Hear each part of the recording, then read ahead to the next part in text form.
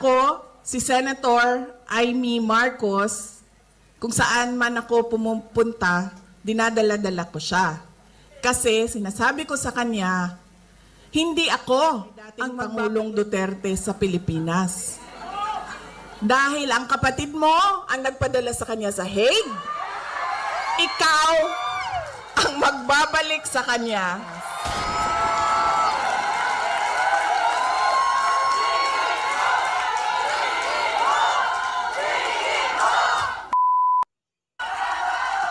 Ang gulo-gulo niya naman.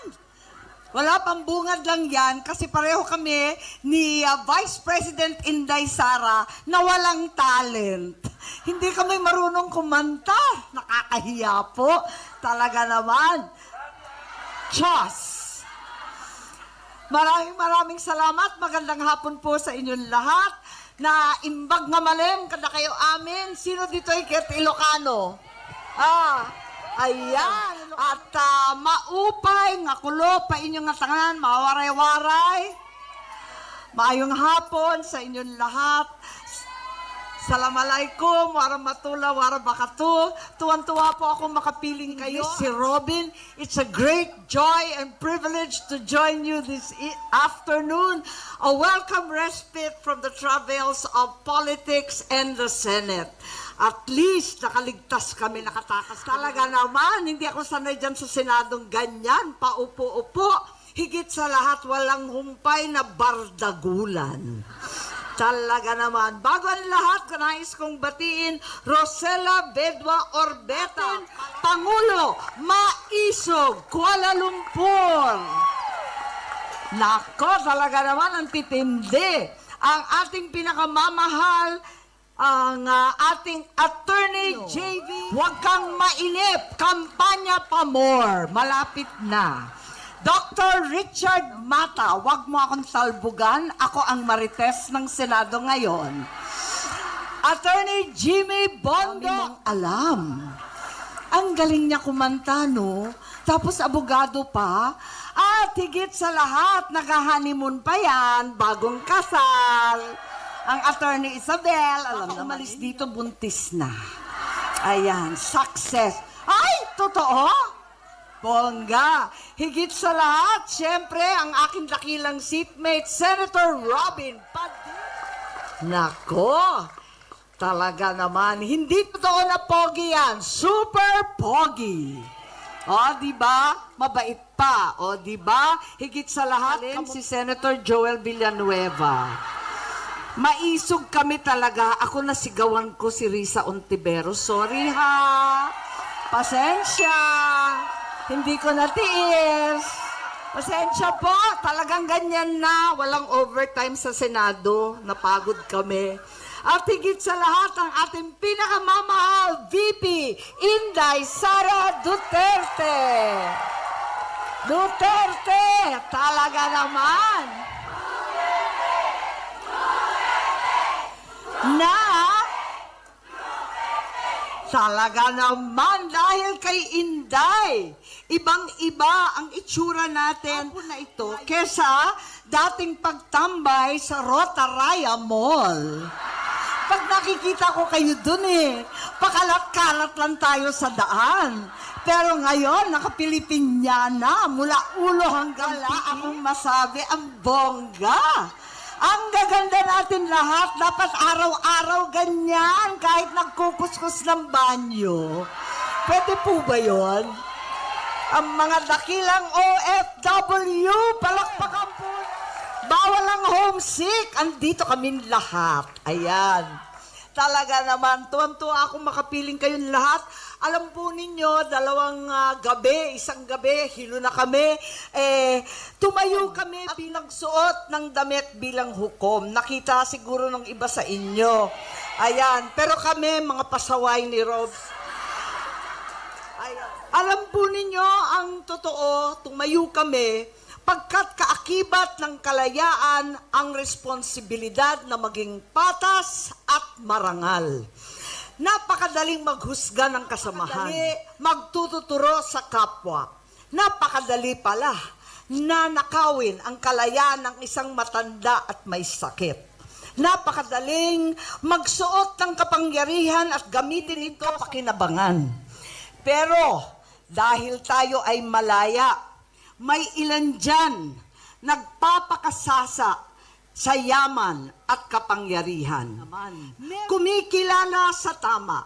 Samahan ninyo ako na tayong lahat sa likod ni VP Inday Sara Duterte ay maninindigan para sa konstitusyon, para sa ating bansa.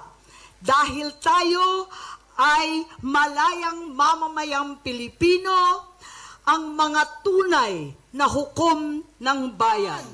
Mula sa lulong sa kapangyarihan, alalahanin lagi itim pa rin ang kalayaan ng Pilipinas, ipaglaban ng tama, itama. Maraming salamat po sa inyong lahat. Mabuhay ang Pilipino, mabuhay ang mga Pilipino, higit sa lahat sa Malaysia. Palakpakan po natin ang ating minamahal na pangalawang Pangulo, VP Inday Sara Duterte. Ladies and gentlemen, Assalamualaikum warahmatullahi wabarakatuh. Madayaw, maayong adlaw kaninyong tanan. Magandang araw sa inyong lahat. Happy Independence Day po sa inyong lahat. Unahin ko po muna ang aking mga pagpapasalamat. Sobrang excitement natin mamaya ay malimutan ko ang mga pagpapasalamat ko. Una po, ang pagpapasalamat ko sa inyong lahat, mga kababayan namin dito, sa inyong oras, sa inyong paghahanda ng damit, sa pagkakataon na ibinigay ninyo sa amin ngayong araw na ito, makapag-celebrate ng Independence Day celebration dito sa Kuala Lumpur. Marami sa inyo ang nagpalit ng day off, nag-absent, wala, bigla sa trabaho. Meron din namang pinayagan ng kanilang mga employers. At marami ang binago ang schedule. Tayo ay magsama-sama ngayong araw na ito. Maraming salamat po sa inyong lahat. Alam ko po yung pagbabago ng day off dahil kanina pagdating ko ay meron tayong mga kababayan na nag-aantay. Picture na lang daw sana dahil hindi sila imbitado at hindi sila makaakyat dito sa taas. So sabi ko, ako na bahala sa inyo. Picture tayo dito, akyat tayong lahat doon sa taas. Nasa likod po sila at noong kami ay paakyat, sabi po nung isang kababayan natin, Inday Sara, nagpalit ako ng day off para sa iyo. Kaya po, una po talaga ang aking pagpapasalamat sa inyong lahat dahil nandito kayo. Pangalawang pagpapasalamat po ay para po sa Maisog, Kuala Lumpur at sa Jesus Christ. Dahil po tinulungan nila kami, ang Office of the Vice President, na ma-organize po ang ating pagtitipon na ito. Maraming salamat sa inyo. Sigurado ako marami sa inyo ang wala pang tulog dahil sa paghahanda ng ating celebration. Ngayong, ang susunod na pagpapasalamat ko ay sa mga kasamahan ko po sa Office of the Vice President. Maliit lang po ang team namin, pero sila po yung kausap. Local organizers, unang-una na po si Jaira. Jaira, led by Jaira. Hindi ko na pangalanan ng iba. Maraming salamat. Si Jaira din po, walang tulog hanggang papunta sa Kuala Lumpur. Siya po yung kausap lagi ng mga parallel groups natin, ng mga OFWs natin at mga local organizers natin para mabuo po yung mga programang lugar sa mundo. Maraming salamat sa mga kasamahan ko. Ang susunod po na pagpapasalamat ay sa akin pong mga kasamahan. Una na po si Senator Amy Marcos, Senator Robin Padilla, si Attorney J.V. Hinlo, si Dr. Marites Richard Mata, at si Attorney Bondok. At kasama niya po ang atin pong nagdadalang tao. Congratulations, Attorney Isabel. Alam niyo po, magtataka kayo, tapos na naman ang kampanya. Totoo yun. Pero bakit nandito si Attorney Hinlo, si Attorney Bondok, si Dr. Mata? Para sa akin, at alam kong totoo, nanalo po sila sa eleksyon nung nakaraan. Kausap ko po IT experts na nagsasabi pwede na totoo yung mga numero na lumabas. Hindi po ako IT expert, kaya sinabihan ko po ang PDP, ang partido. Questionin nyo kung paano ginawa ang proseso ng bilangan. Karanasan ko po noong 2022, una ko pong nalaman, manalo ako bilang Vice President dahil una pong lumabas ang absentee voting, ang OFW vote. Nakita ko po doon ang panalo ko. Ganon ang nangyari sa kanila. Panalo po sila sa OFW vote, sa absentee voting. Lahat ng makadaupang kamay ko, lahat ng mayakap ko, lahat ng mahalikan ko, sinasabi ko, vote straight tayo, 10 ang ating senators. Kaya po, naniniwala talaga ako, sila ay ating mga senators. Kaya nagpapasalamat din na po ako sa oras nila. Sariling gastos po yan sila lahat dito. Sinasabi po namin sa kanila, imbitado kayo sa Malaysia, pero wala po kami nyo. Kaya gumastos kayo ng sarili ninyong pera. At alam nyo, sa totoo lang, dahil wala kaming sponsor sa aming pagkain, kanina si Senator Amy at ako, nag-uusap kami sa dinner sa mga bisita natin. Sabi niya, oh wala nang problema, fish head curry lang naman yan, ako na magbabayad yan. Tapos sabi niya sa akin, iba na yon kapag wagyu na ang usapan.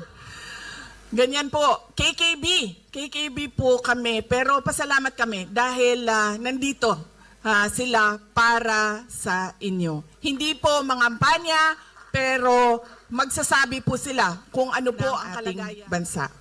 Ang susunod na pagpapasalamat ko po ay sa atin pong mga nag-opening remarks at nagbigay ng prayers. Maraming salamat po sa inyo. Basahin ko lang po mula sa ating programa. Si Ma'am Elizabeth Domingo de Guzman at si Rosela Vedua Orbeta. Maraming salamat.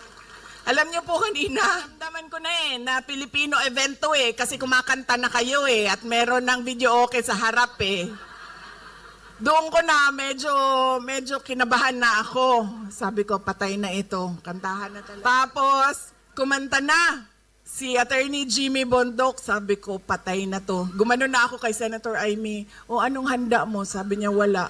Sabi ko, ako din yung naghanda ng kanta. Nung kumanta, wag na.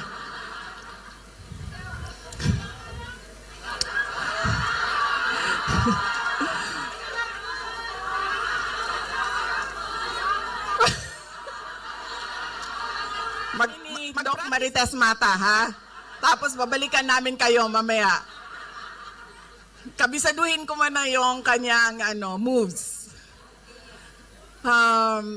Kaya po, naramdaman ko po yung init ng inyong pag-welcome ba? Yung init ng inyong pagtanggap sa amin dito. Maraming salamat. Kinabahan ako sa inyong kanta talaga kanina. Sabi ko, patay, wala akong handa. Noong pong kinakanta yung You Raise Me Up, nating lahat kanta ni dating Pangulong Rodrigo Duterte. At lagi ko po yung naririnig. Sa sasakyan niya, sa bahay niya, pinapatugtog niya yan. At alam niyo po, medyo na-touch ako sa kanta. Dahil naalala ko siya. At syempre, malayo siya sa ating. At alam nyo, naalala ko din siya sa mga turo niya sa akin kanina. Dahil medyo syempre ano yung damdamin ko sa kanta. Pero naalala ko, sinasabi niya sa akin noong ako ay lumalaki, bawal umiyak. Mag-isip ka lang ng solusyon, always forward, bawal. Ito, hindi ako nagpaalam kay Kitty, pero sabihin ko na sa inyo, nung isang beses na magkasama kami sa pagbisita doon sa loob ng ICC Detention Unit, sinasabihan ko na yan sila lahat. Huwag kayo umiyak doon sa loob. Huwag kayo umiyak kasi magagalit yan. Huwag kayo umiyak. Yan beses yan. Isang beses, kasama ko si Kitty, hindi nakapagpigil. Ay malapit talaga kay Pangulong Duterte. In fact, hanggang ngayon, pag merong pagkakataon, ay tumatabi pa din sa tulog si Kitty sa aming tatay. So umiyak. Gumanon na ako siya. Siyempre, nakita siya kasi gumaganyan doon eh. Tapos, pinagalitan. Sinabihan siya, your tears won't help.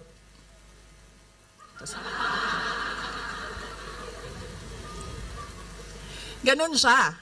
Ganon po talaga siya. Bawal talaga umiyak.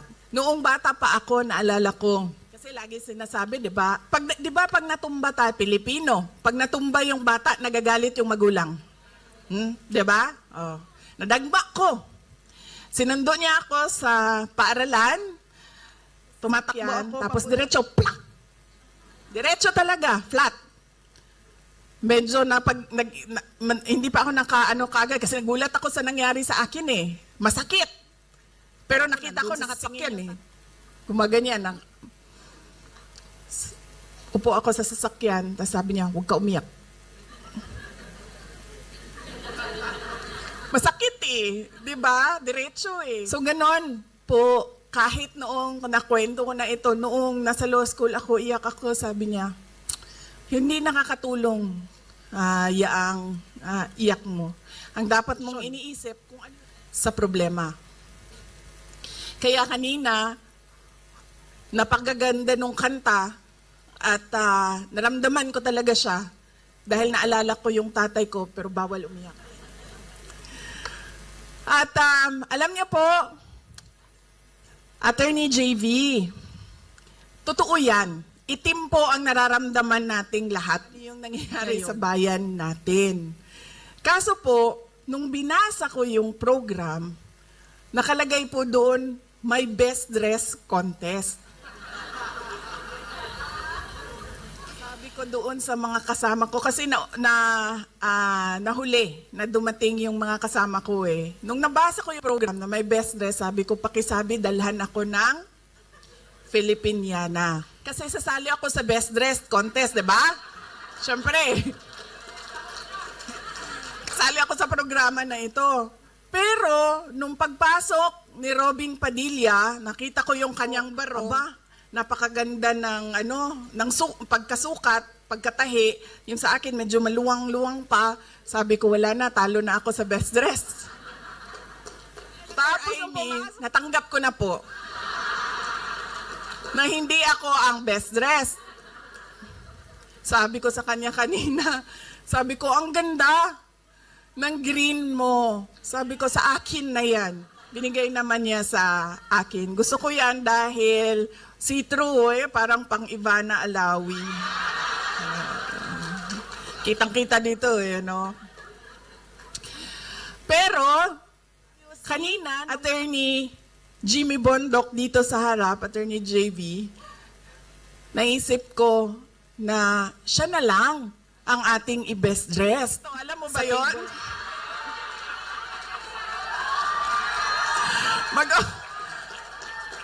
Pwede ko i-administer yung out mo.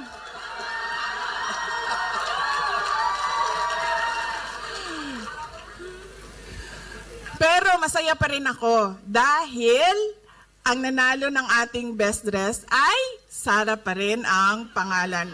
Sara Makasait, ma'am, congratulations. Siyempre, ang ating male best dressed ay Jambara bin Jinula. Congrats.